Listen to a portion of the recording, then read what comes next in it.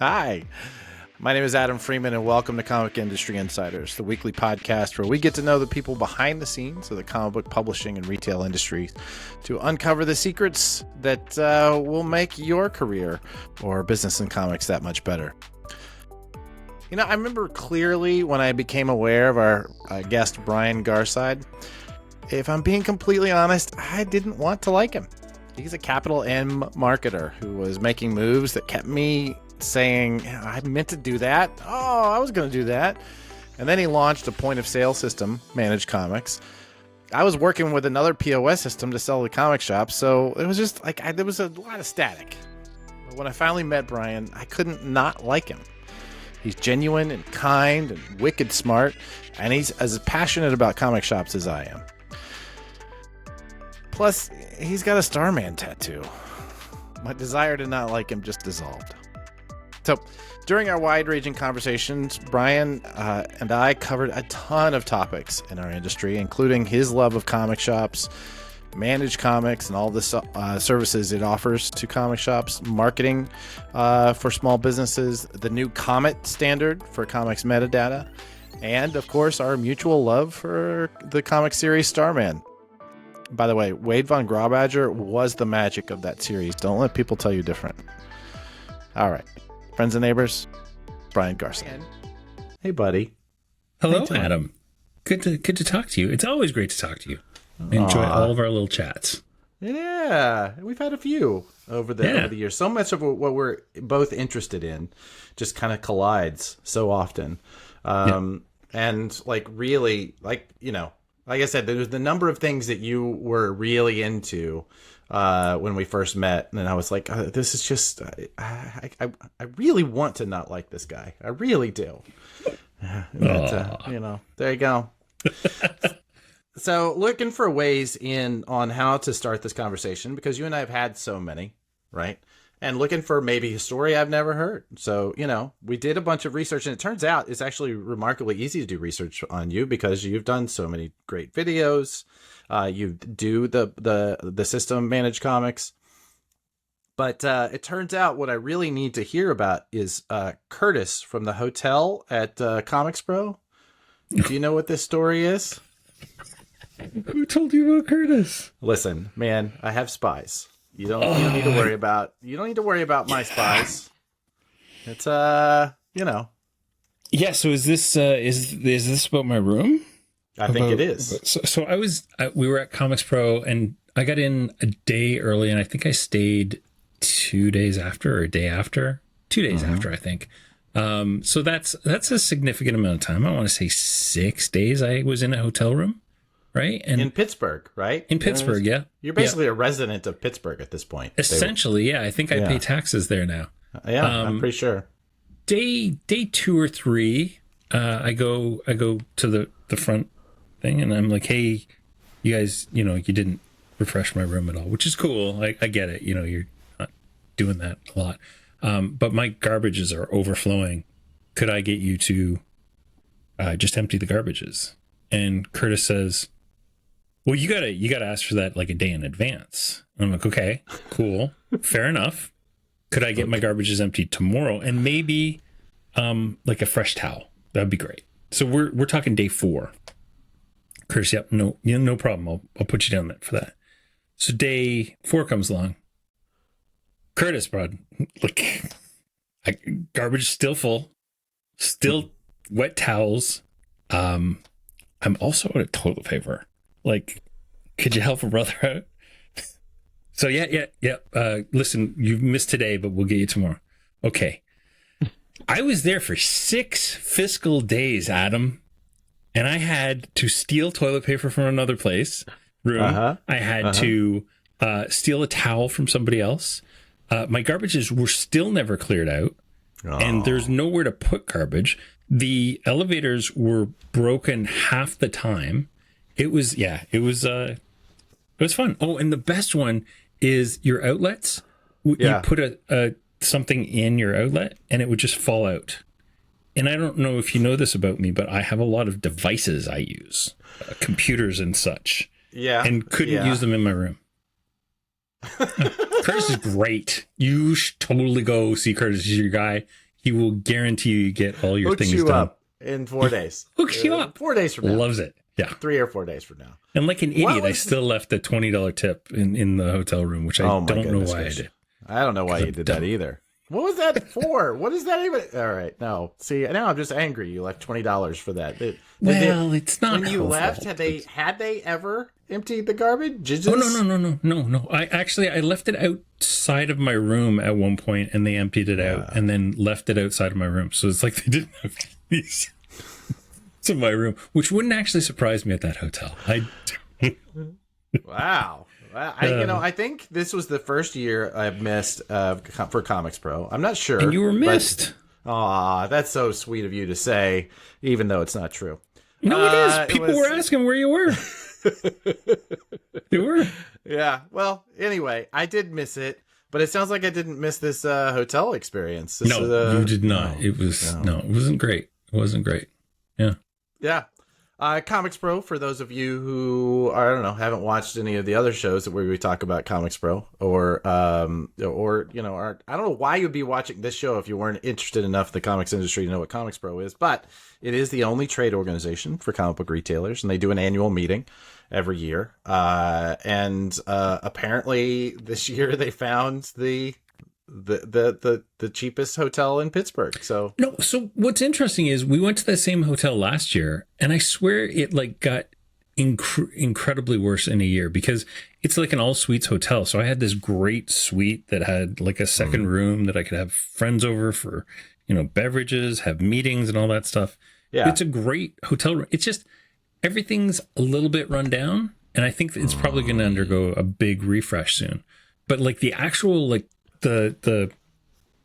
you were there last year. All the presentation rooms and everything are pretty decent, right? Like they're big, good sized. Yeah, it wasn't bad, and it was in a great location. Like it's right in the center of everything. You can get to everywhere from it. I do remember that. Yeah. The truth of the matter is that we've done so many of these over the years. They all start to blur in.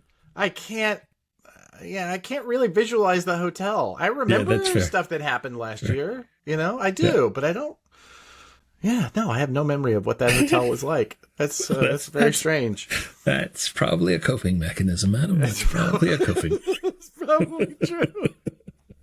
Well, listen, before we get into everything that is super nerdy about us, and that's really about the data and POS systems and comic shops and marketing, we do need to talk about this one fellow passion of ours, which is the genius that is the Vertigo series Starman, right? Was it Vertigo? No, it wasn't Vertigo. DC. It was just DC. DCU, it was part of the Year Zero stuff back in the day. That's right.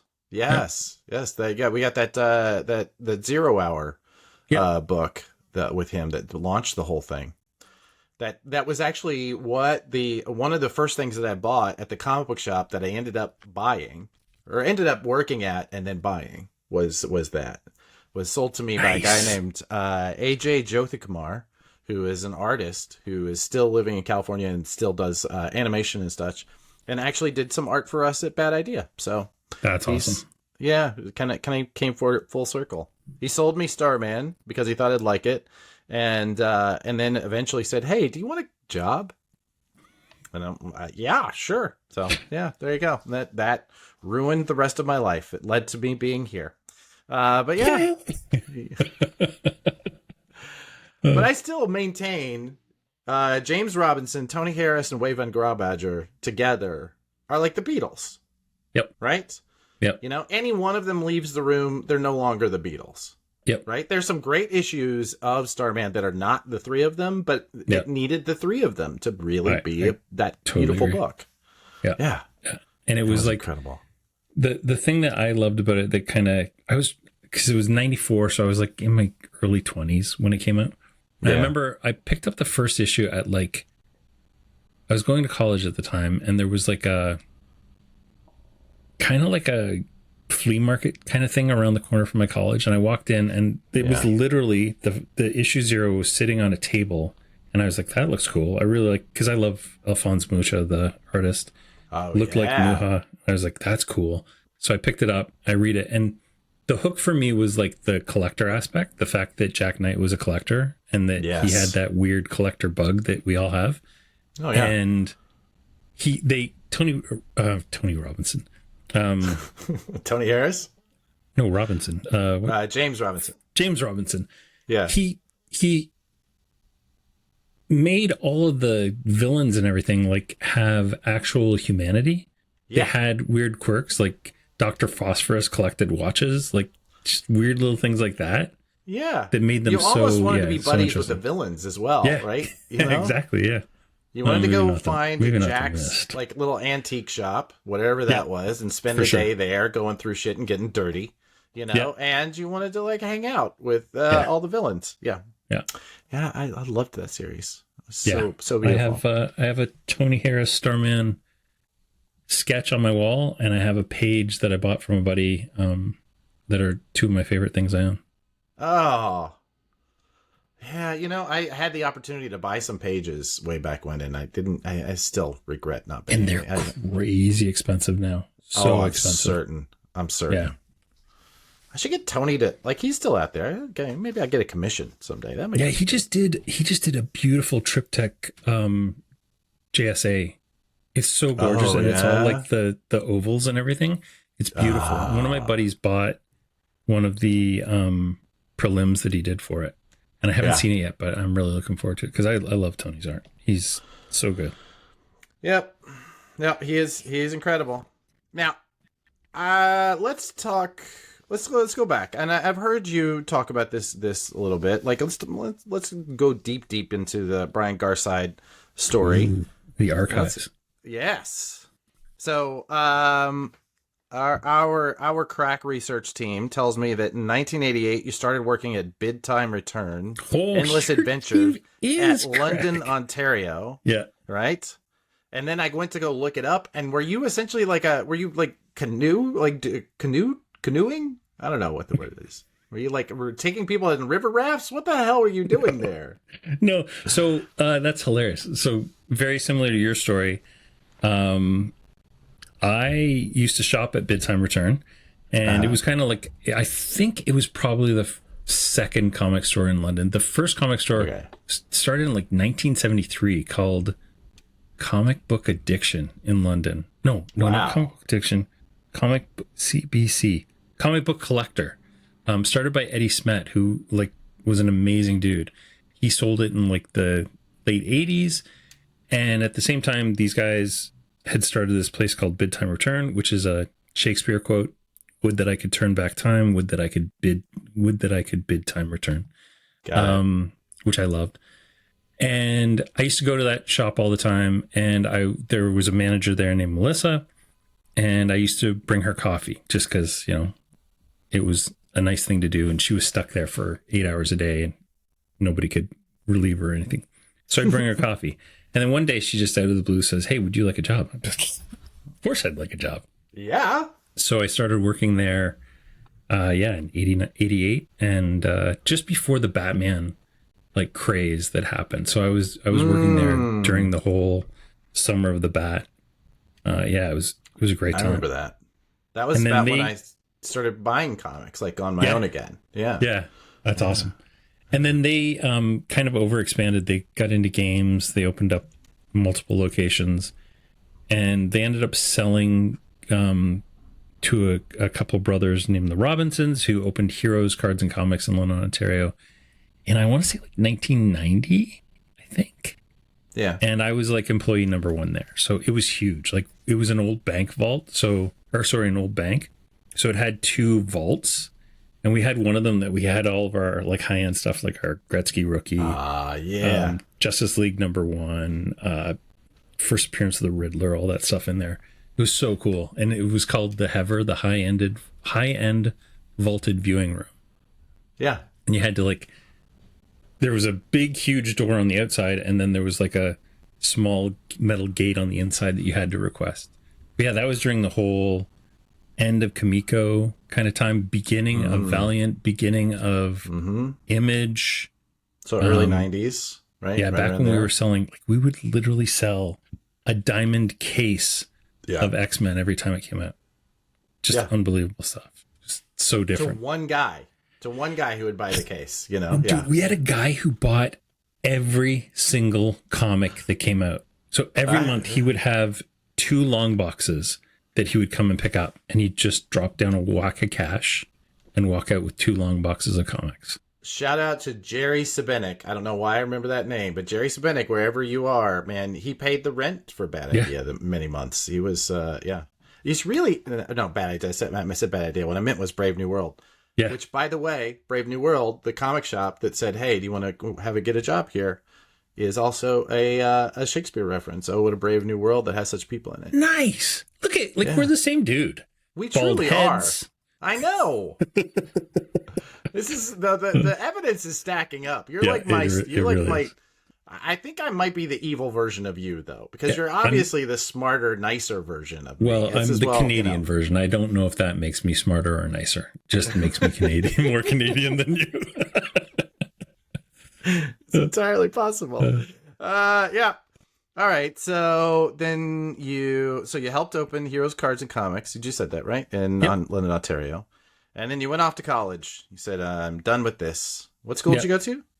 I went to York for film for 1 year, and then Seneca College for television production for 2 years.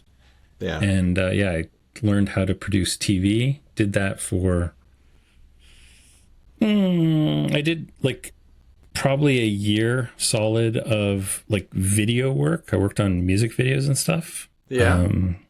Pursuit of Happiness, a bunch of indie bands. And there was a morning where I was walking along at 5:30 in the morning, carrying 2 50-pound bags of sand. And I stepped into a puddle and I twisted my ankle. And I looked at myself and I was like, so I worked construction during the summers when I was going to university, right? I was making good money back in the day too. Oh yeah, doing that. I was a roofer in Texas, and I was killing it as a roofer. Yeah, I was a laborer assistant, so I would literally carry around bags of masonry cement for the bricklayers and everything. Yeah. So I look at myself carrying 2 50-pound bags. I'm soaked.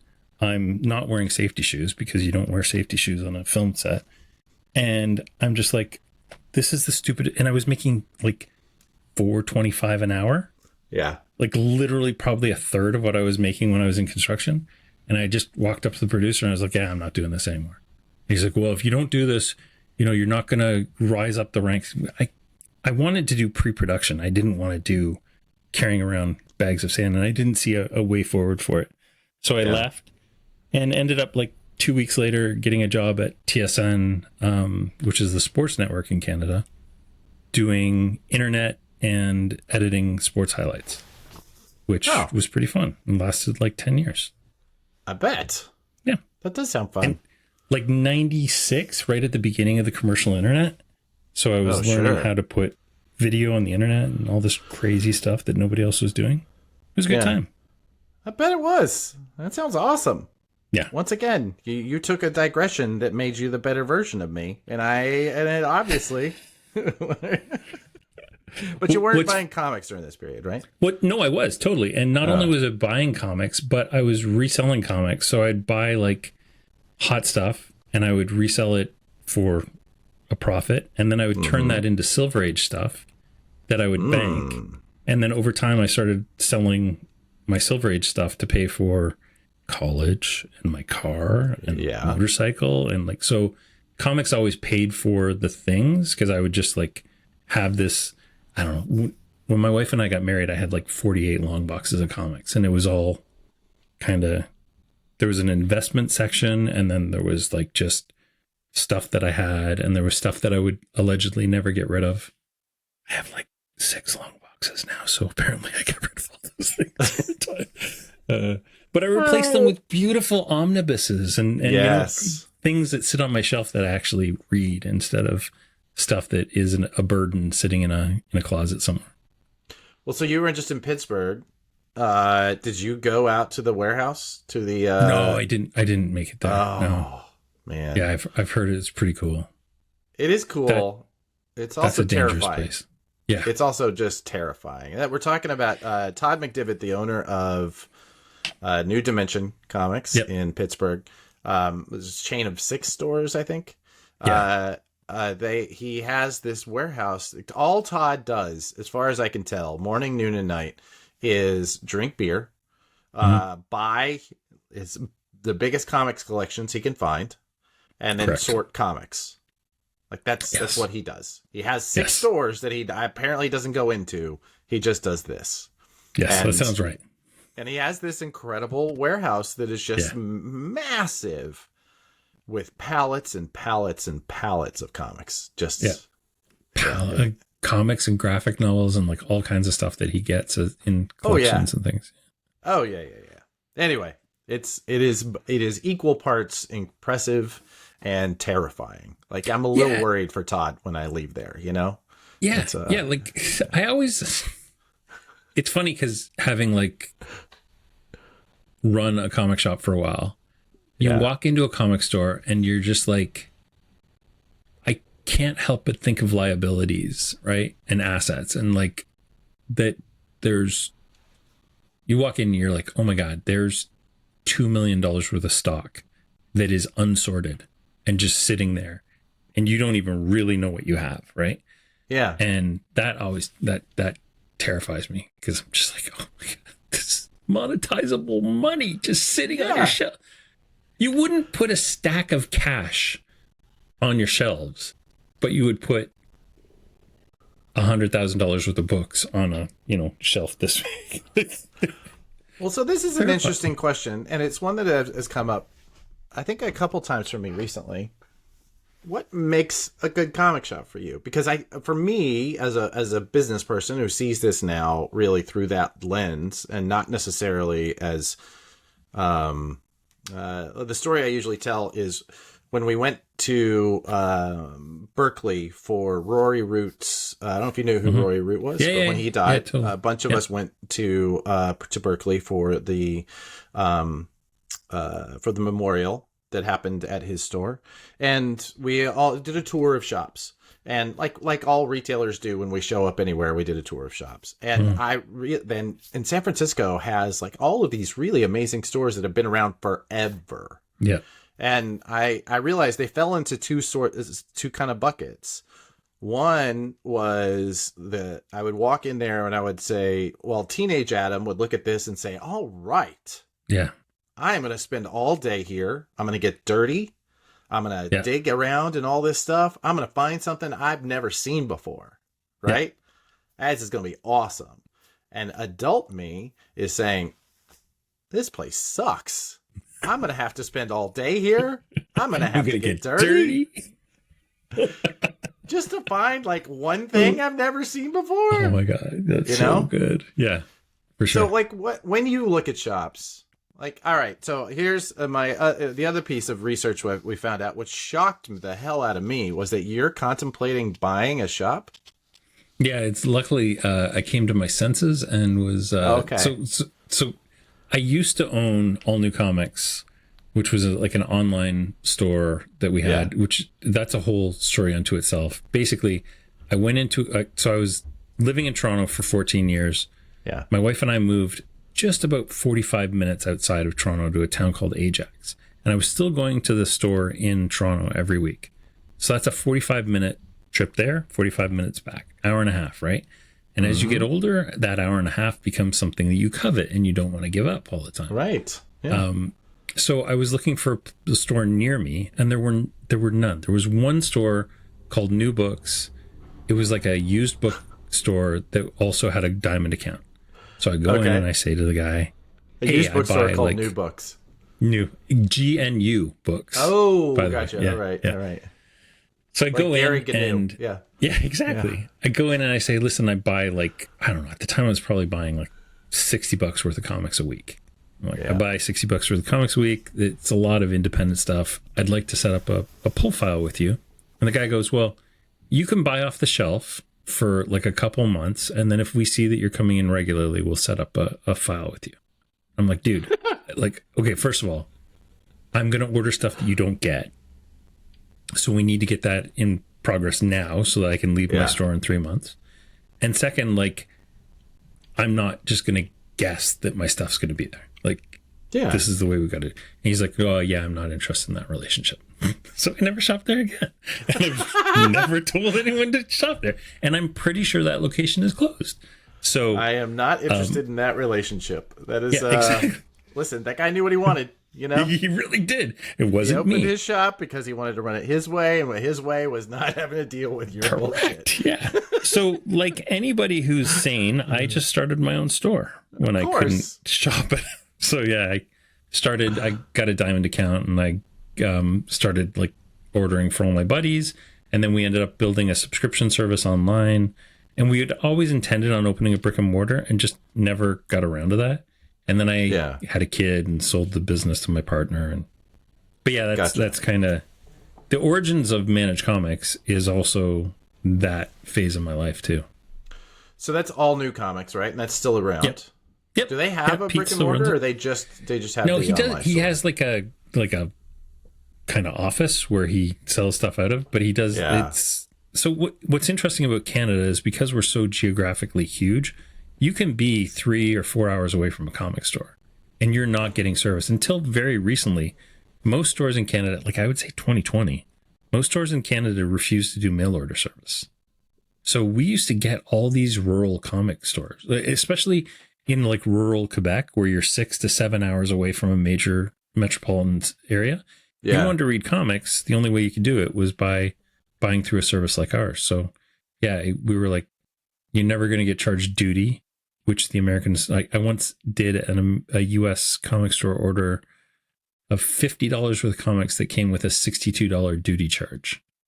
that math don't math, by the way. Which was the other reason I started All New Comics, because I was like, I'm not doing this ever again. No, that's reasonable. Yeah. Yeah, he's still around. He's still around. I mean, and I looked at the site earlier today. It's a great looking site. That's because I built it, baby. I build good looking websites. Let's hear it. Let's hear it. All right. So yeah. So and then so you're in All New Comics. But wait. Let's jump to today, right? Real quick. Let's do it as a digression.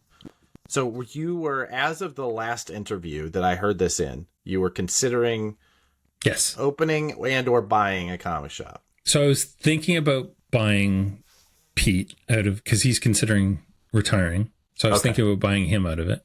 But he said he's going to sell to another person. And then, so I actually have a domain, Earth 519, which my area code is 519. So earth519.com. And there's actually a website there that has like a bunch of graphic novels and stuff that I have. So I was thinking about building that, and then it's not quite the right time. Maybe it will be in the future, but I'm a little busy with other things. So yeah, I'm putting it on hold for a bit. Would you, just run it? Like, would you run a warehouse where you're packing boxes? Would you have, I don't know. I suppose you could have somebody drop ship too, right? You're a talented marketer. You could do it an arrangement with another store that would do all of that for you. Yeah, but my idea was to have the whole thing, because I've got an area of the city picked out that's underserved. That we have I live in a $500,000 population city that has 2 legit viable comic stores, and 3, I think, if you really stretch it. So there's definitely room for another player, and there's entire areas kind of north of the city, which is I'm in the northwest corner. There's areas north of the city that are not served at all, that if I put it in the right place, I think it could get really, really good traction. Have you done any sort of demographic? I know you think about this kind of thing. Have you done any sort of at what population level should there be a shop? How many shops per, 100,000 people? That's an interesting question. So my city has a university and a college, which I think also plays into it, because you can get a certain type of person coming into your store that way. Yeah. But I think in Canada, I would say 250 to 300,000 should make it a viable thing. But having a college or a university, I think, would also be a big, because you got to have a pipeline of younger people that you can turn into older readers as well, I think. Oh, I agree with that. I mean, in fact, that was Brave New World. That was part of, we were right next to CalArts, which is a famous like animation and huge fine arts college. And all of those guys would, they would find us, and then they would move into LA to try and get jobs after they graduate. And then once they got jobs, they would come back because they liked the neighborhood, and they would buy houses near us. And so we would have them from then, like basically from college on. So yeah, no, I definitely see that. It makes a lot of sense. So you have, it sounds to me like it's like this could still happen. I mean, if I was a betting man, I would say before I die, I will own another comic store. If I was a betting man. Yeah. Because they say a fool and his money are soon parted. So, listen, or a fool and his money they were lucky to get together to begin with. So you might as well. They really had no business. You might as well separate them because it's inevitable. Yeah. Now, if Django has his way, I will start a comic store because he's always looking for ways to sabotage me. So he's like, hey, you should totally start a comic store. You two have such an interesting relationship. I've just, as of today, decided I'm definitely going to do an episode with Django. But it's such an interesting relationship between the two of you. You both basically are offering the same service, and yet you're inseparable. Yeah. You're on paper, you are competitors. And yet, like we were talking earlier about Comet, which we're going to get into a little bit later, and you were talking about the partnership and how well that partnership works for you. Dude, I text Django more than I text my wife. And my wife actually gets jealous about it. And Django's girlfriend, Erica, also gets annoyed that he texts me more than he texts her. So, yeah. And so I am of the opinion that Stu from Comic Hub, Django from Comic Shop Assistant, and myself are not really competitors. The three of us operate in entirely different markets. And that's very true. You have very specifically different products, right? You really do. Way, way different. Like if you want to be part of a network of bigger things, Stu is your person. That's the hub behind Comic Hub. Yeah. If you have really, really niche kind of concerns about the way that you do things, and you want to do them in a very specific way, and you want a system that's flexible to allow you to do them in that way, Django's your Huckleberry. Yeah. If you want to use I'm trying not to oversell Shopify, but Shopify is $100 billion company, right? They do all of the hard stuff that I'm afraid to do. They handle all your tax fulfillments. They handle all your shipping. They have a massive ecosystem that you can add tons of other things that are like world-class versions of email, world-class versions of rewards program. Like there's all these great add-ons that you can add. And I'm just a small part of that, which is why my price point is way different, because I'm an app that works with a bigger ecosystem, right? So, we work in entirely different kind of markets, and I don't really see us as competitors, any of us as competitors. And people leave me to go to Stu, people leave Stu to go to me, people leave both of us to go to Django. Right.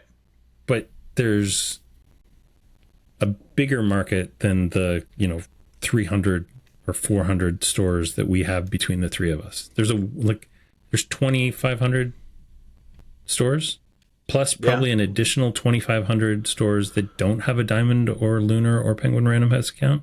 My last Google survey had it at just under 4,000 worldwide. Right. Or no, just over. Sorry, it was just over 4,000 worldwide. Yeah, that sounds about right. And that's that's just Google, places on Google that say they sell comics, right? Right. Do they need anything? Who knows, right? How big? Some of those are legitimately not. But I agree. But there's probably more than the 400 that are using one of our three systems right now. I'm figuring. That's probably true. That's a fair bet. I want to at some point get into the games market more heavily. And before we leave that, before we go there, there's all the stores that have not yet been founded that would not open their doors without something like you today. Correct. Because we're just talking about stores that have opened and went, oh, I need a POS system. Yep. Right. forgetting now the market of people that are like just beginning from scratch, and because they're smart people would never even, sign a lease without knowing what their POS system was going to be. Well, and there's two different types of people too. There's stores that think they're going to open in 6 months to a year that are starting to build that audience before they even do, which means they need recurring revenue from subscriptions. Mine's the only system that you don't have to have a brick and mortar store to start up with, because I've seen way too many success stories of stores that have gone down that path to ever close that door. Plus, it's like you can just install it. You don't have to talk to me to install Managed Comics. It takes 8 minutes to install our app, which I guarantee you nobody else can say that. Like from 8 minutes. 8 minutes from the time that you click the button to install it to the time that you've added subscriptions to your first customer. 8 minutes total. And you've also got it on your website. I do a real-time video that shows you. It's like 7 minutes and 35 seconds.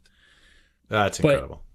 Yeah, and then you've also got this seismic change in, like, the graybeards that are getting out of the industry. Correct. That are being replaced by 30-year-olds. And the first thing a 30-year-old does when he walks into that store is, where are the systems? Why are there no systems?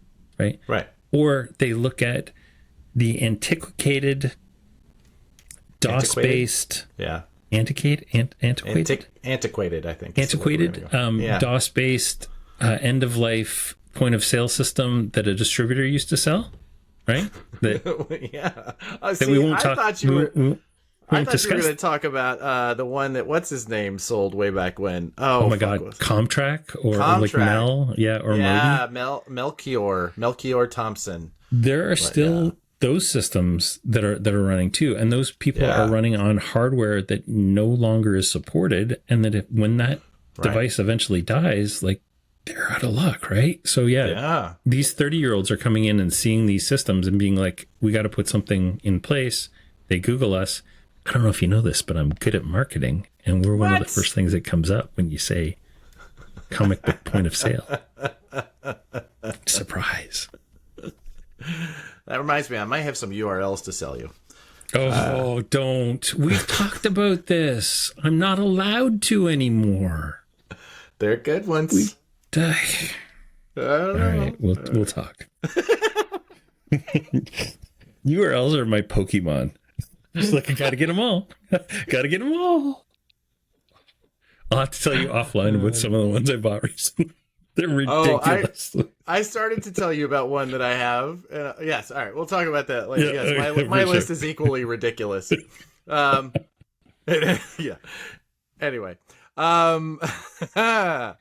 so you all right? Let's go back. Let's go back to your schedule, your resume, as it were.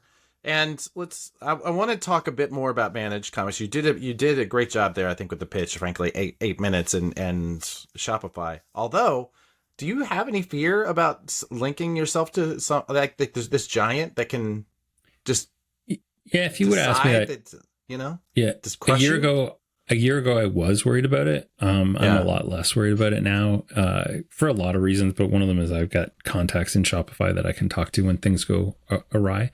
Yeah. But ultimately, I'm not worried about it. If we had to completely sever ourselves from Shopify, we could do it fairly. Like, it wouldn't be tomorrow, but we could do it within a month. Like, it's not that scary. But to me, the advantages far outweigh the disadvantages. And we would just have to hook to another platform, like maybe a Lightspeed, or I don't know. There's other platforms out there. Sure. But I would want to tie in, because the stuff that I'm afraid of doing is the stuff that gets you in jail, right? Like stuff like tax reconciliation. You don't do that right at scale, you're going to jail. And I have no interest in that. That's scary. It is. It's like I said, I spent some time in that world during a period where we were trying to figure that out, and there's a reason I don't want to do that every day anymore. Those people are smarter than me. I don't know. All right, so you sold all new comics to Peter, your friend, and then you went off to do some marketing. You What is Scrum certification? What does that even mean for? Man, you really went deep. So I did IT development for probably, I want to say 12, 13 years. Well, probably close to 20 years. So at TSN, when I was there, I kind of transitioned to the internet, and then I ended up doing like project management and stuff, which is very similar to the pre-production stuff that I learned about television, right? They're very similar. But when I went and worked in a pure IT company, they had transitioned to agile development, which is just it's a development philosophy where you work in short iterative bursts of usually 2 weeks, and you prioritize all your kind of project elements, and you try and get stuff to people as soon as you can, which is still the way Managed Comics works to this day. So agile product development is just the practice of that thing. So kind of the Okay. Yeah, the practice is the best way to put it. Sure. Okay. So what is that? But so Agile and Scrum, what are those two words? Scrum.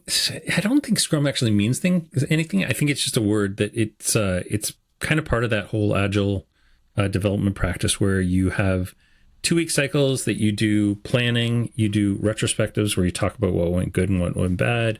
You do daily stand-ups where you talk about like, does anybody have anything that's stopping them from getting work done today? What did you accomplish yesterday? What should we celebrate this week? It was fun. We don't do anything nearly as formal as it these days because we run on something that's called Kanban, which is just a much more informal way of doing projects. And yeah, it's a lot of sticky note writing. So you write sticky notes and you move sticky notes, and there's a lot of satisfaction in moving sticky notes across a board. It sounds silly, but you physically see your progress. So that's what we did. So what made you leave that world to go off on your own and do your own thing? Is it just that entrepreneurial need, or oh, there's good. So I have nothing but good things to say about the last place I worked at. It was called Infotech. I worked there for 9 years. But I progressed in my career to a point where I was managing 26 people and doing zero work. And I was still doing like Managed Comics kind of stuff on the side. But it turns out that I need to do work in order to feel fulfilled. So I actually have to have my hands in, and I was being more and more divorced from that stuff over time. So I decided I was going to start my own marketing company, as you do. Yeah. I was on the right side, as I said at the time when I quit, I'm on the right side of 40. If I fail, I will fail spectacularly. And when I fail, I'm still hireable, right? Like I want to say I was like 42 when I left that place. Okay. And I thought, I'll give it a year. If I'm successful, then awesome. If I fail, then, I go find another job. I've done that 8 times in my career. I can do it again. Right. So yeah, it just worked out. So Managed Comics was my side project on my marketing hustle. So this is North IQ, right? Yeah. Is North IQ still around, or have you? Is that still open? It's the only incorporation that I have. Managed Comics is a division of North IQ. We're going to incorporate it at some point. I just never gotten around to it. Do you still do that work? No, I haven't done it for, I think, since 2020, actually. 2020, I pivoted. So Managed Comics was the side hustle on North IQ. It was the thing I did to keep my toe in the comics field. Yeah. My first client was actually Pete from All New Comics, and I transformed his website and got it onto, actually, I think we did WordPress at the time. We got it off of like an old ASP terrible system that he was using to WordPress. And then I funneled some of that money into building the first version of Managed Comics. And then I accidentally found like 5 clients along the way. And I hired a guy to work with me. So my partner, Craig, works with me. And he still does 1 full-time marketing contract. We used to have 2. We downsized to just 1 this year. And then he's spending half his time marketing Managed Comics now. Gotcha. Cool. That's good. I mean, that's this. So right around 2020, though, that was where I'm going to assume that we're going to call Geek Fetch. Is this? Yeah. Is this like? Is Geek Fetch like the Comet, like 101, like version 1, or It pretty is much that really was, where yeah. you just went? Because I remember talking to you right around this time, Yeah, and we were discussing. Yeah, I registered Cardboard Ink because of you. Yeah, I know. Because of some conversations we had. Yeah, so 2020, when the distributor shakeup happened, we created our own database of.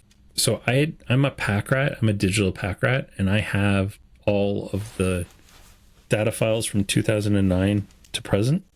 Mm-hmm. So I ingested those into a system, and then we used the UPC codes to match on any other distributions. And we built our first version of Geek Fetch in, I want to say, like less than a month. It was probably 3 weeks, because all that stuff happened so fast, right? Like, people don't remember how quickly the lunar stuff went into effect. Oh, yeah. It was 6 weeks from the time that they announced it until stuff was shipping from Lunar and UCS. I remember. So we had to build a system super fast, and it wasn't great. It was fine. It did what we needed it to do, but yeah, it needed a lot of love for quite a bit of time. But its entire purpose was to feed our Managed Comics database at the time, and that was also the time when all the stores were no longer able to be open. So we started building some e-commerce hooks into our old Managed Comics system, which was kind of a standalone subscription system. Yeah. So that they could take money over the internet without having to have contact. So that was built way back then. And we realized just the limitations of it, and that we wanted to rebuild the whole platform because of it. So you rebuild. You give us Managed Comics 2 a year later, right? Yeah. So at that point, we had looked into Shopify, and kind of the epiphany was when we realized that we could embed our own data into Shopify pages. And that allowed us to do things that we didn't think we were going to be able to do. And so, yeah, we built Managed Comics 2.0. It was almost a WooCommerce app for a while. Okay. And yeah, it became a Shopify app. I had some really good conversations with some Shopify folks at the time. And that's kind of what led to that. Awesome. Well, that actually does that gets me through. That gets us pretty close to current, because really the next item on the list is Comet. And I do want to come back around to Comet. But I wanted to talk about you as a marketer. Obviously, you're very, very talented at that. There's a Binder POS interview. I want to give shout out to this thing, because I think it is one of those things that I wish I had. Right? Yeah. It is such a, here are the basics. Here are the basics. Here's how you do those basics. Here's the basics of internet marketing. And if you're just entering this space, do it. We'll remember to put the link to this video in the show notes, because it's so. I forgot about that. That was like 2.5 years ago. Mashi he's such a good interviewer. And he did such a great job of kind of leading me down. He and I had a couple of conversations. He's like, dude, I want to interview about this, because this is so good. And I haven't watched that interview for a while, so you'll have to refresh me on what I said. Well, it was some real basic stuff, right? Right. It was, why is it valuable to collect email addresses? Sure. Okay. How do you set up your website so that you know where your traffic is coming from? Right. It's, kind of real, super basic stuff. Make sure you register your store as owning your store on Google Maps. Sure. Yeah. Yep. It was that stuff. Yeah. So that's funny, because that's the one we were just in Ottawa, and I always Google comic stores near me. Right. Yeah. And you can tell who actually controls their Google versus who doesn't based on store hours. So if somebody doesn't have store hours on their Google listing, they haven't claimed their Google listing and don't have it. And man, I got to talk to people in Ottawa, because I think there's 6 to 8 stores, and I only saw 2 of them that actually had their hours listed. Oh, So that's, I'll talk to them. I'll get that fixed. And that's stuff that I still do today, like that I make videos, because I believe in the old Gary Vaynerchuk model of like provide ridiculous amounts of value. Now his new model is sell crypto at all costs. But his old model was... No, his new model is have young people follow you around with a camera all day. Yeah, and then just post that as content. Yeah. Yes, that's his new model. What he used to do was just like provide ridiculous value. Like if I'm the guy who's always telling you... My thing with Craig was, I want to be the guy that you want to go out for a beer with because during our conversation, I say something that you're like, oh man, I got to implement that. Yeah. Right. So that's kind of what I frame everything that I do around. I want to be that guy that you go, you know what? I wonder what Brian thinks about email marketing. How would Brian set up an Instagram account so that I don't have to think about it? It just happens. Right. Yeah. So that's what I've always believed in. And then the sales will happen if you're that guy. Well, and I think that there's, Seth Godin talks about, giving away value, right? Basically, you're either doing the work you're doing is either for full price or it's free. Yeah. Pick the things you're doing for free, right? Yeah. And make sure that they're about giving value, so much value that you're undeniable. Yeah. That's been a model for me for a long time. The other thing is, I find that when I have to describe something and I have to teach something, I learn that thing way more intimately than if I just do the thing. Because I do stuff all the time, but I don't think about how I do it. But when I have to sit down and go, okay, I do this and then I do this and then I do this, it actually makes you better at that thing. So that's why I like giving it away. Yeah. Well, if you haven't checked out the Managed Comics website, just the blog is a really great resource. If you're running a business, it really is good. These days, it's mostly ads for Managed Comics, but if you dig deep, no, there's a big tab called resources, and all of our good stuff is there. I know. Have you ever seen this book? It's called the Specialty Retailer's Handbook. Games and Comics. This feels vaguely familiar. So this comes from the Fantasy Shop, I want to say. I forget where they are. David Wallace, that's why. Yeah, David Wallace. Yeah. David and Kelly Wallace, yeah. So he owned like 1 or 2 stores, and then he started doing franchises of those stores, right? Yeah. What a wonderfully quirky man he is too. He's a delight. This book is great, and I've been liberally cribbing from it for like things that inspire me to hiring, right? Like hiring is a hard thing for anybody to do. And I want to do like an entire thing about hiring, because at Infotech, I hired probably close to 80 people over the course of 10 years. Yeah. So I know how to hire, and I know the questions to ask and stuff like that. And I've been hired by comic stores. So I know how to figure out who those people are. But I've been looking at this thing and going like, I ran an invoicing company at one point, and the first little bit of this is just about numbers. So what are your, key numbers you should be watching it all the time? It's all basic accounting stuff that anybody who's taken an accounting course understands. But honestly, most people who start a business don't know that when they go into it. They just start a business. I did a presentation for Comics Pro like 4 or 5 years ago. They asked me back to do at least once more, but it was just called Managing Your Metrics. Yes. And it was just like, all I did was interview the biggest retailers I knew and said, what are the KPIs you watch? Right? What are those? And why do you watch them? So, yeah. The more we get people thinking about their health of their business, I think the better.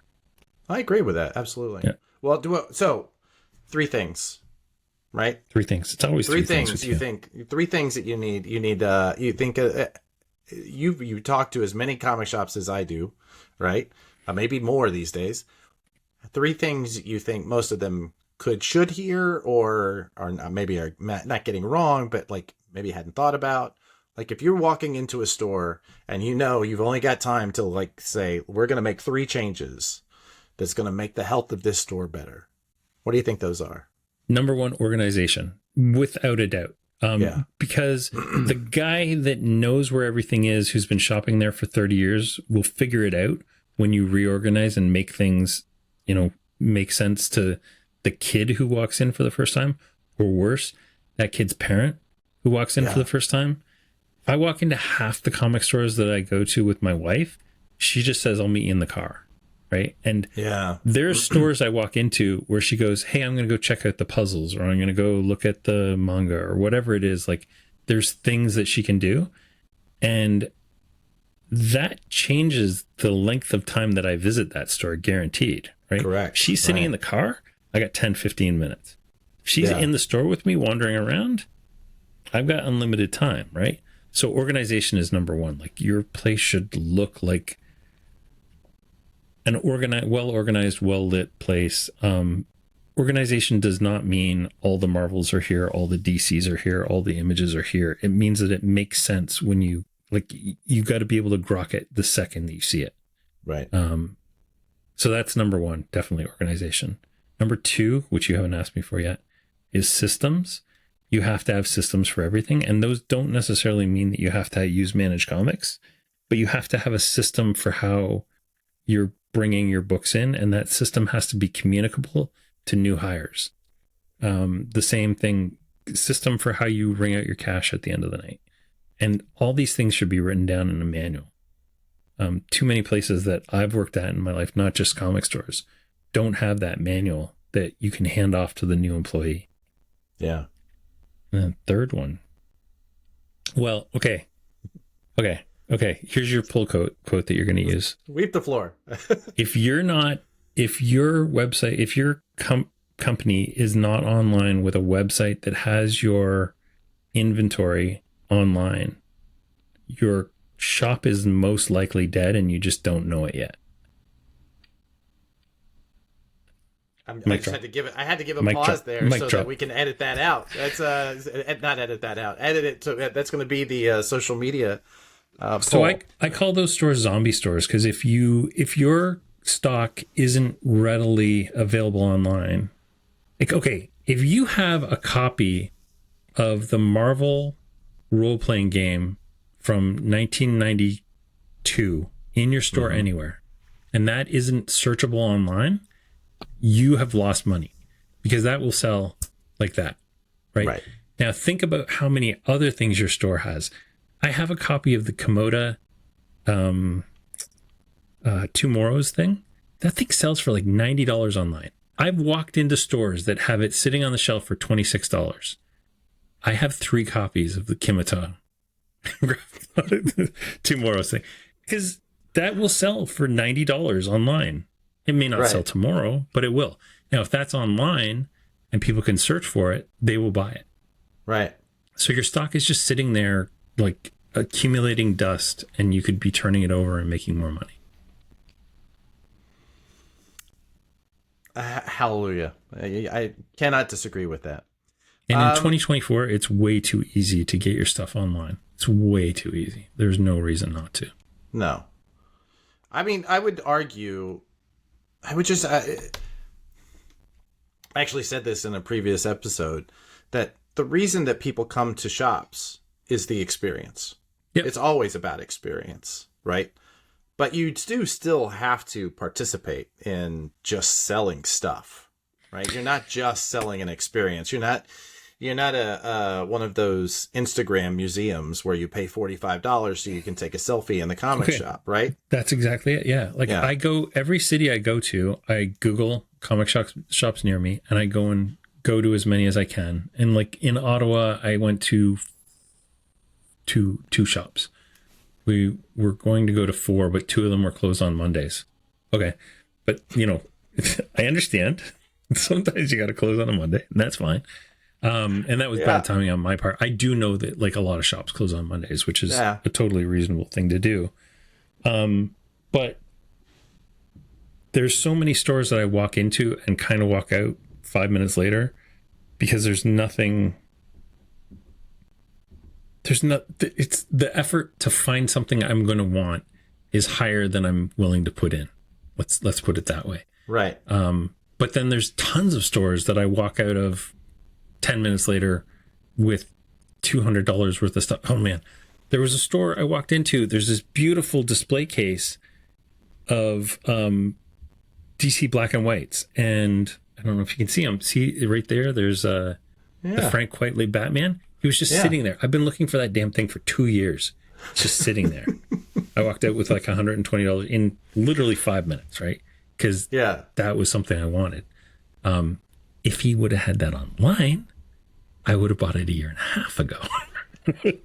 But that's or you never would have seen it.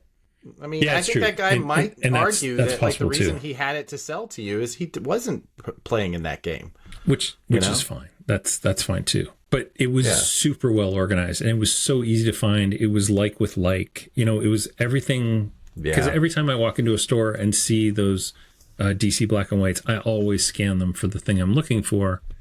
And that's down to organization.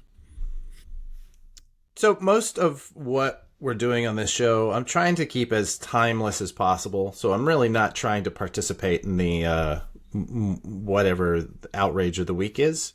I'm so mad about it, though. I'm so mad about that outrage. It's ridiculous. I just can't believe they keep saying it. Yes. Conversely, yeah. Counterpoint to the outrage, Adam. Just to play devil's advocate, but you at Comics Pro this year had a big thing. You had a big announcement. Oh, Comet. Yeah, Comet. Oh, Comet. So yeah, we officially announced the what are we calling it? The Comics Pro Metadata Working Group announced the comic industry Comet data standard. That's its official formal name. Got it. All the cool kids just call it the Comet standard. So it's So it took us a year. We worked with 90 some odd different stakeholders, from publishers to distributors to retailers to, they call us point of sale vendors, but I like to say software developers because I don't sell a point of sale. That actually leads me to my first problem with the white paper that you guys put out. Okay. It was too technical. The first inaccuracy that happened in that white paper, or maybe it's accuracy, it says, quote, point of sale system manage comics. That is a direct quote. It says that there? Yes. That's not kind. I'll talk to somebody about that. I read this thing and I signed off on it, so you'd think I would have looked at that. Because it is a point of contention that I keep mentioning. I'm well aware. That is why I made note of it. Yeah, okay. Well, I'll talk to the powers that be. Oh, damn it, I'm one of the powers that be. Yeah. So yeah, but there was like 90 of us. We all worked together in groups. We had 4 different committees. There was a categorizations committee, a workflows committee, a data standards, and a data formats committee. What we realized really quickly is categorization and workflows couldn't really happen until after we had kind of committed to the standards and formats. So Django and I worked on those, kind of tag teaming, and it was a total team effort between the two of us to like kind of do that stuff. And then Katie and Jess also kicked in and helped us with that stuff. But we agreed upon Katie Pride from Books with Pictures, and Jessica Wells from Penguin Random House, who was not acting as like an official member of Penguin Random House with this. She just is a data nerd and loves to get in on the data stuff, which is great. But yeah, we defined 108 fields, which sounds terrifying, but only 32 of those fields are mandatory, and only 4 of them are required to create a product. So you create a product with 4, then 32 of them really define what that product is. It's a comic. It's got a category, one category. It has a writer. It has an artist.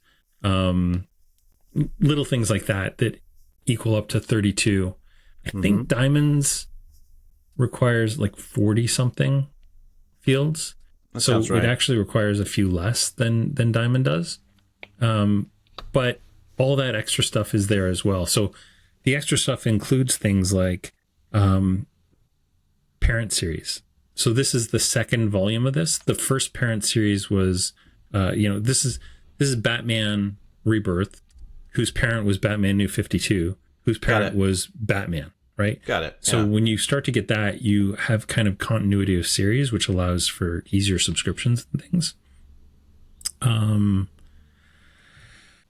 There's a ton of really useful extra things. This is crossover or storyline. Those are different things that you can add in as fields that didn't exist before. And all these fields came from the collaboration. Like, these were suggested by a publisher, like, hey, I think we should have a way to, good one was group a family of titles. So all X-Men, right, will all be grouped using this. And a lot of that stuff existed internal. DC and Marvel already group things by family. They already group things by storyline. So it's just exposing that to a bigger standard. So those fields are not mandatory, right? No, That's what you're saying. No. The 32 fields that are mandatory are like your real bare bone stuff. Description, title, breaking the title down from, so Diamond uses what we call a composite title, where they will call it Batman 142 failsafe war bracket something Rise of the Joker, right? But each one of those things is an individual element. Batman is the title, number 142 is the issue, cover A is the cover artist name is another item. So when you break them out like that, like a composite title probably has 10 fields hidden in it that we've just separated so that you can reassemble it however you want to. Okay. And then we also have like an editorial title. So this is the title that DC would like it presented as. Batman 142, fail-safe, crossover, Chip Zdarsky, cover C. Maybe that's what they want it to be called. So all right, the standard is this breakdown. This is all the necessary data. This is the data that we, if we have it, this is going to work best in all systems, right? That's the goal. And so has there been conversation about workflow? I mean, working with Diamond, you would get a Word document that you would fill out those fields, and you would hand that Word document off to your brand manager, who would then hand enter everything that was on your Word document, right? And they would make choices. Sometimes choices you didn't want them to make. Correct, yeah. Right? So have you talked about what that workflow looks like? Has they talked about how like that data is going to be standardized? Yeah, at a super high level, that started. Those conversations are really going to start this year. So the goal of this year is standardizing workflows. There's some silly little actual workflow things that I want to discuss. Like, I think that there should be files provided that do nightly updates. So I want to know exactly what changed overnight. I want deletions, because right now there's no real formal way of finding out what has been removed from a catalog. So we need deletions. If a distributor drops something, then that actual distribution should go away from the product. If the product itself is completely canceled, then that there should be a flag on the product to say that this product no longer exists. All those things will happen this year and like soon. Like, I think our first meeting is next Wednesday. No, tomorrow. Time is a flat circle. It's tomorrow at 3 p.m. So yeah, those meetings are starting right now.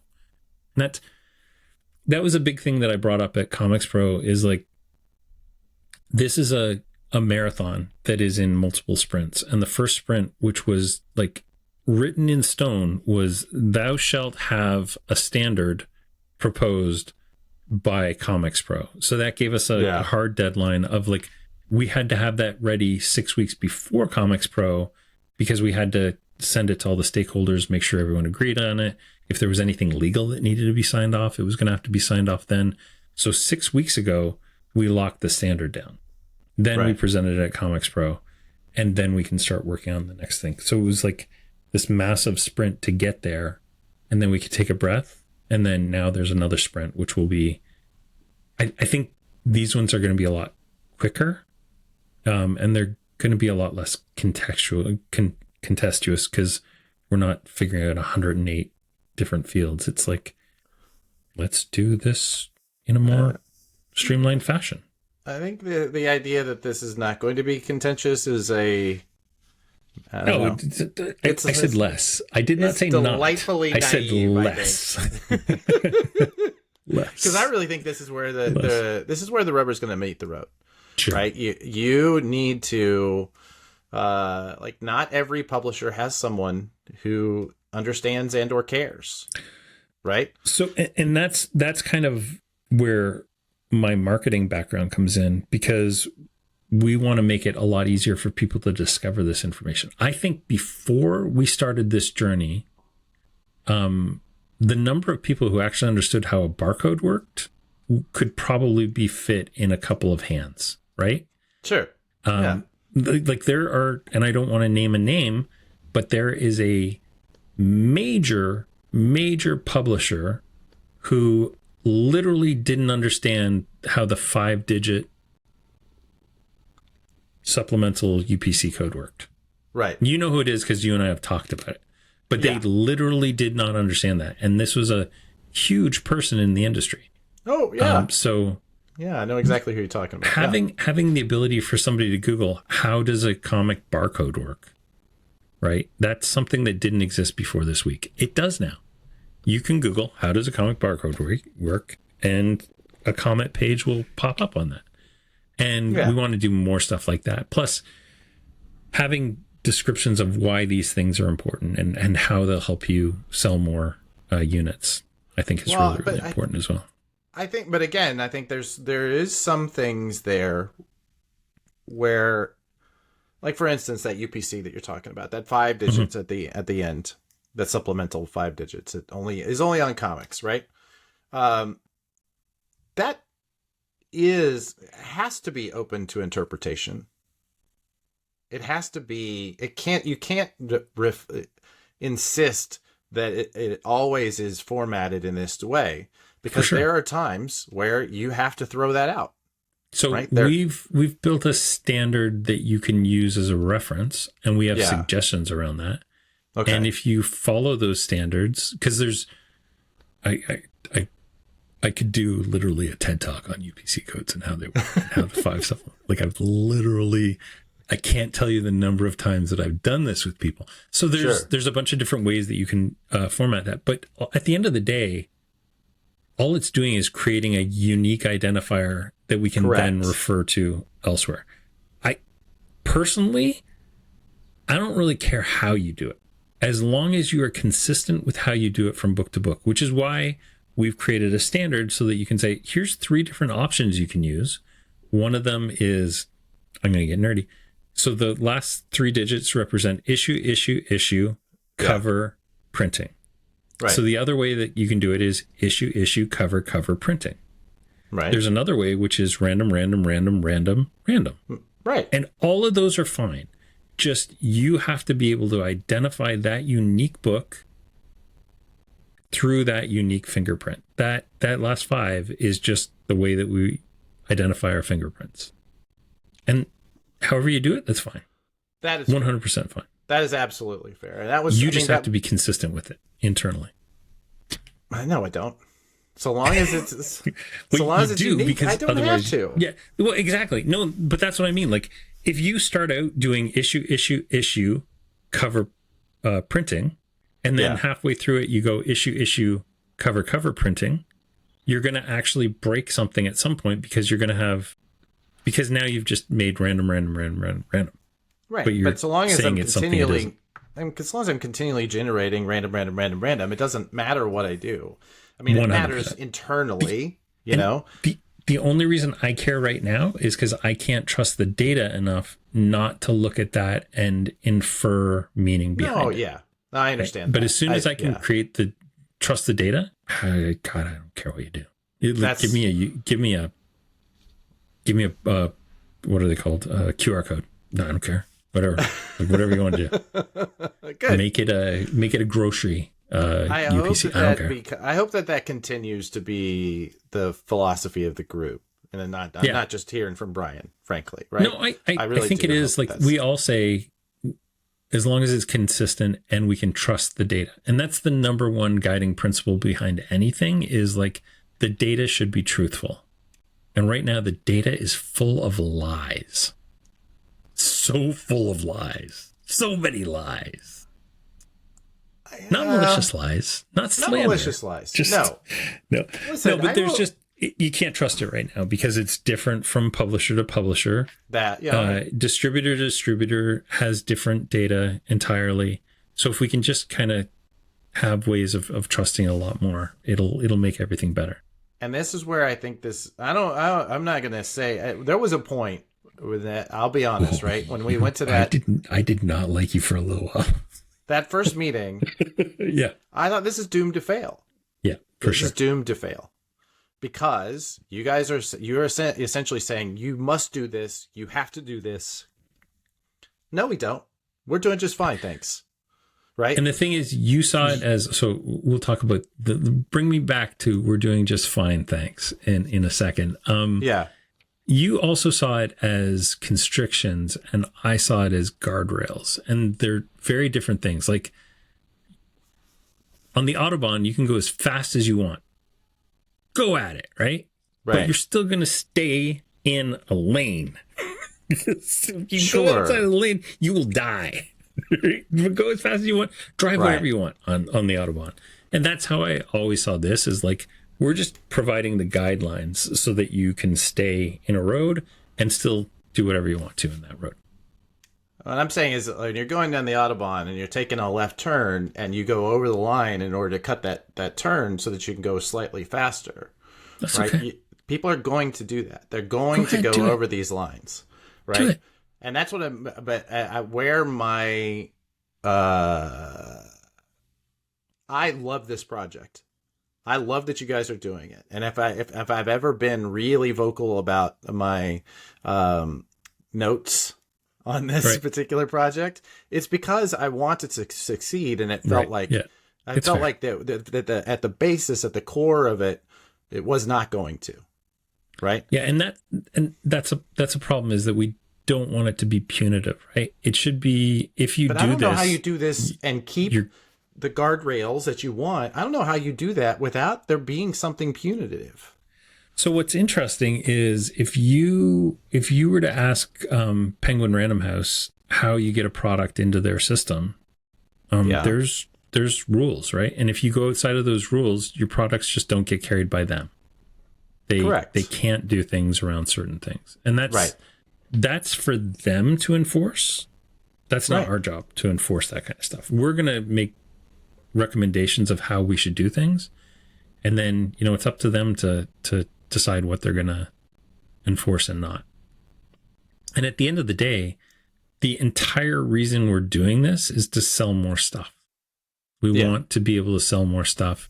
We want to reduce the labor. So the thing that you didn't see this year, which I really wish you would have seen. Oh, I'm sorry. I really am sorry. I just could not make it happen. That's okay. Yeah. As a software developer, I track my time, right? So I know how much any of my guys are spending on time.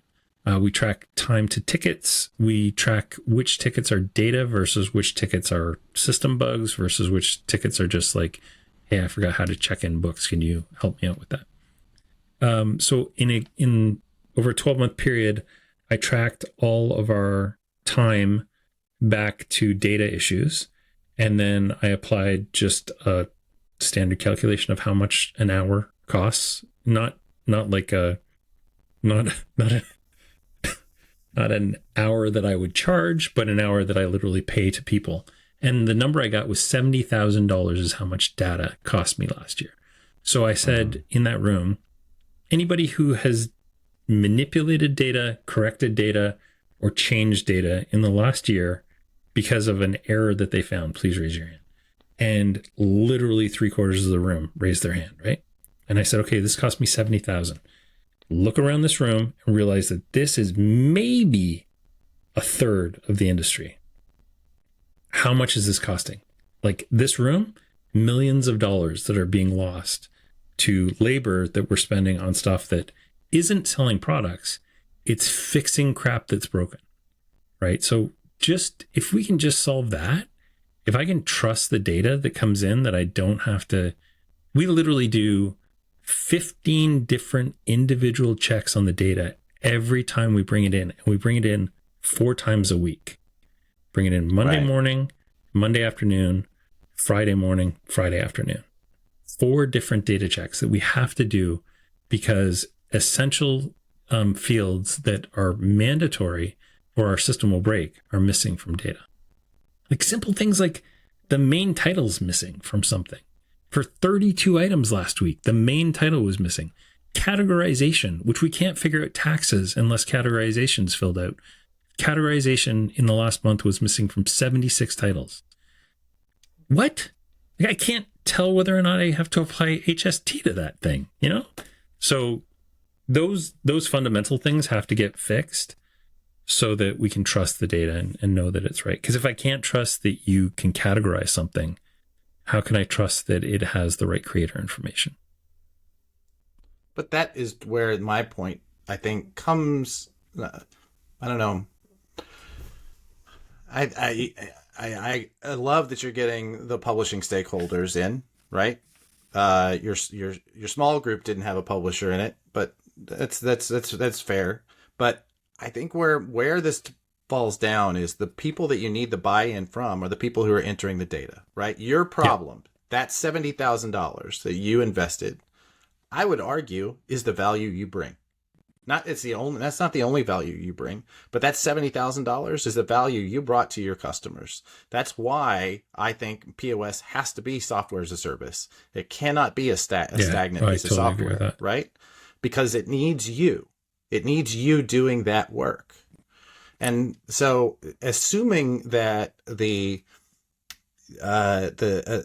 intern that drew the short straw and now is doing the metadata entry is going to understand or care, assuming that having this standard is going to change that question at all, is something that I think that is where I think this starts to fall apart. Yeah. Is this idea that just having the standard is somehow going to make this better?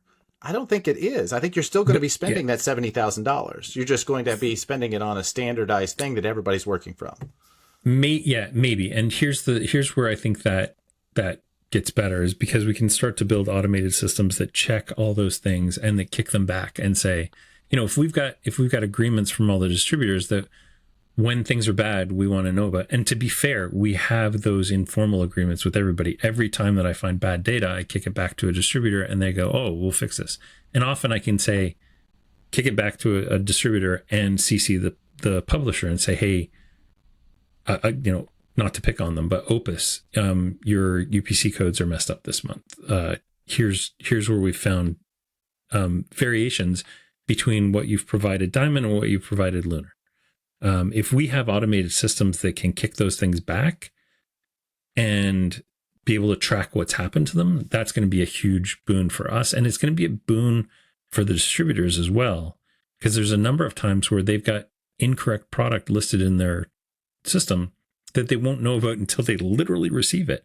Imagine how much better it would be if they get that alert like 3 months before they're going to start getting things in. So I think there's a bunch of stuff there. I know I'm playing devil's advocate here a lot, but I would point out that you've already got standardized systems that come from all the major distributors. And you, being a smart guy, could be building those standardized, like, automated systems that are working from that right now and that is kicking those things back. That could be happening right this second with the data we have. Yeah, we could. Yeah. Didn't want to until we had this thing done so that we can start to make more sense. Yeah. And all right. Honestly, that's one of the carrots that we can provide, right? And I don't really believe in sticks. Like, I have a dog. I've never hit my dog.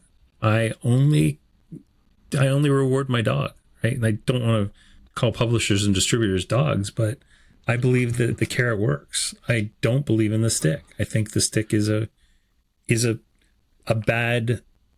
It's a lazy software developer tactic, right? And it's a lazy employer tactic. I would never punish my employees And I can't imagine punishing partners. That's not the way partnerships work. I love that. I love that about this. And frankly, I'll tell you, having come out of that first meeting, the fact that you guys have gotten where you have, I looked it over.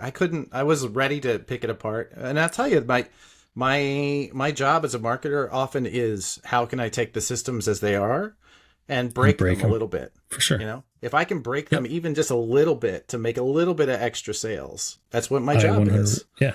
So I'm already beginning to look at this and figure out how to break it. But yeah, I am so glad that even under my a little bit mocking fire, right? This is a kind of a mock trial. I honestly don't believe most of this. I believe in what you're doing. I agree that it is necessary. I just have been on the other side of this, and am not as I just want to make sure that nobody's going into this believing this is going to be close to easy. That's what I appreciate about you that some other people don't necessarily appreciate, is that I know that you're coming at it with the right intent, even if you are sounding like the biggest jerk in the world. You're coming at it because the best ideas need to have holes poked in them. And if they don't have holes poked on them, I'm usually that guy, to be honest with you. In this case, I'm playing the role of the good guy, but I'm usually the guy that's like, yeah, this isn't going to work because X, Y, and Z. Well, I'm playing the part of the publisher who you're never going to hear from. Yep. The one who is going to tell you everything you want to hear, right? Yep. In the meeting, and then just do whatever they wanted anyway. That's really the role I'm trying to hold on to. Right? And what I really want is for that publisher to say, you know what, if we do it this way, it's going to make us sell more things. This will help us sell more things. And maybe we don't do all of the things, but we provide the bare minimum of data that will help sell more stuff. Because the fact is, like, if you are using comment formatted stuff, it's going to surface on my system a lot easier. And surfacing on my system puts you in front of 25, 30,000 customers, right? That you might not see otherwise. And that right there, I think, is when you get to a place where you can start putting metrics around that, that is going to be, that's the winner, right? So I was talking to an investment guy a while ago, and he said, you guys stop thinking of yourself as whatever your annual revenue is, and start thinking of yourself as the annual revenue of your individual comic stores times the number of comic stores you have. Sure. And so we've actually started putting that number on our website. And it's like, that's the number that people are now looking at and going, whoa, you're not a tiny player, right? Like, this is a significant number of people that we can reach. How can we reach these people? Yeah. So, yeah.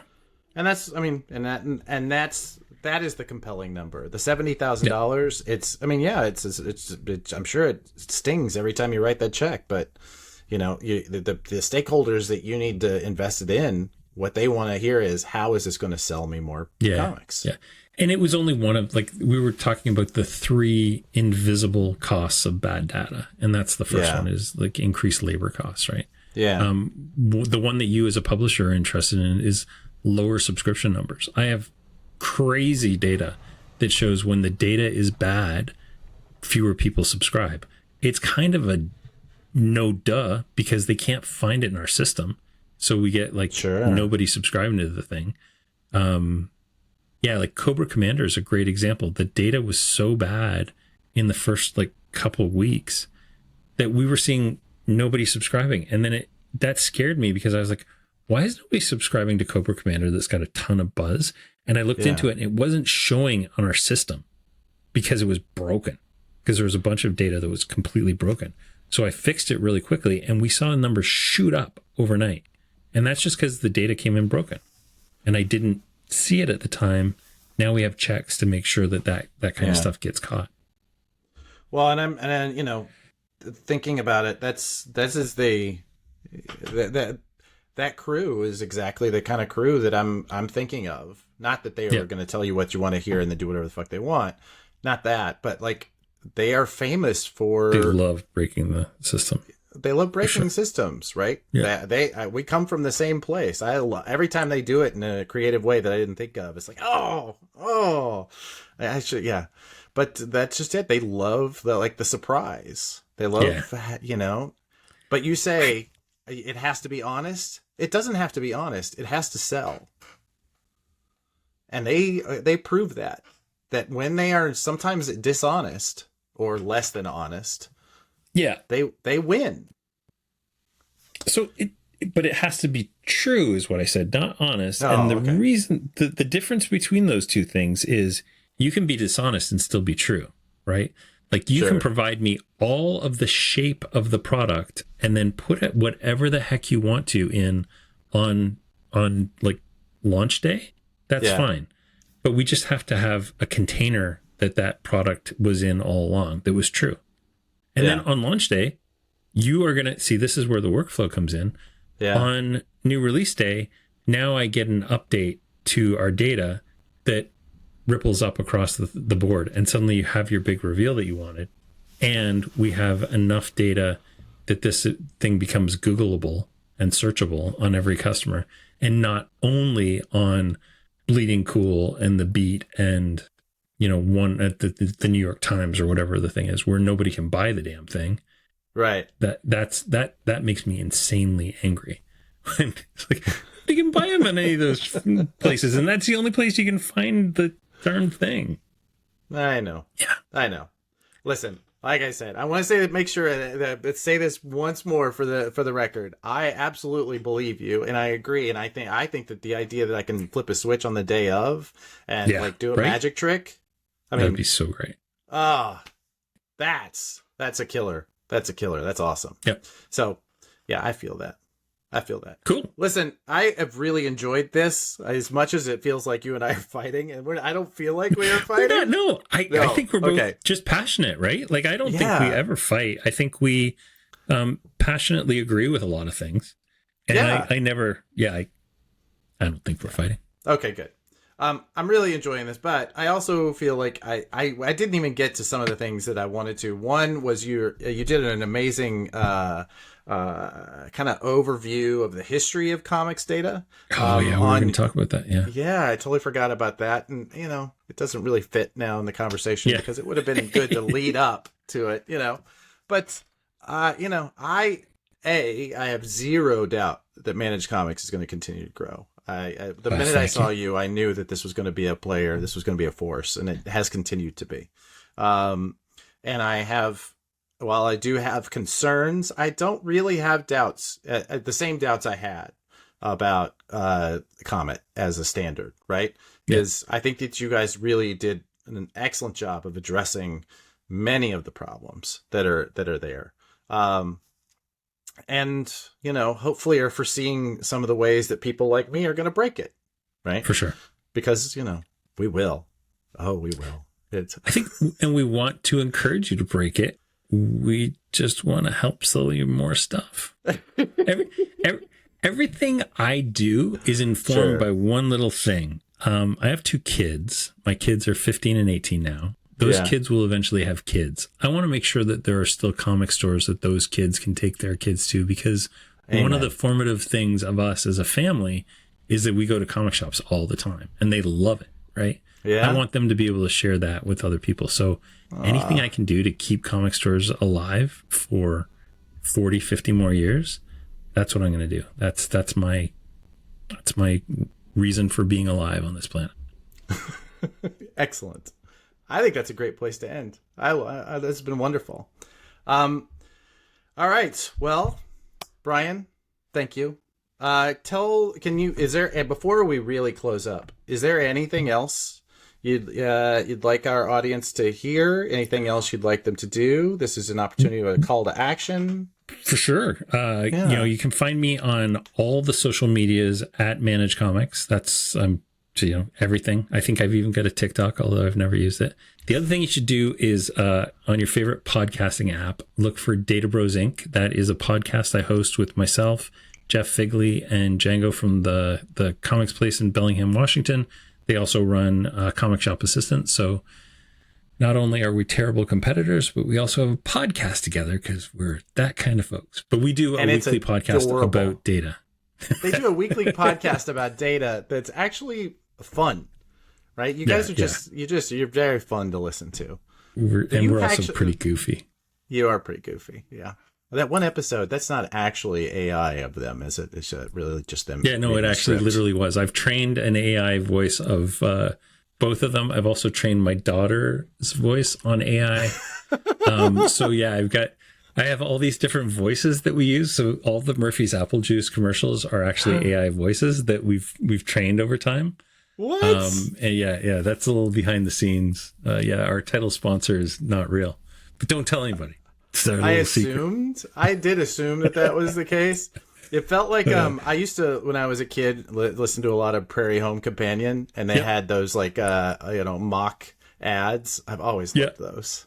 That's I have an 18-part storyline that we're continuing to write. That is the Murphy's Apple Juice saga. So like, there's there's 18, and I think we just added 2 more parts this week. So there's at least 20 parts that we can go through, and I think we're on like 7 so far. So yeah, it's wonderful. Tale. It's going to be a tale.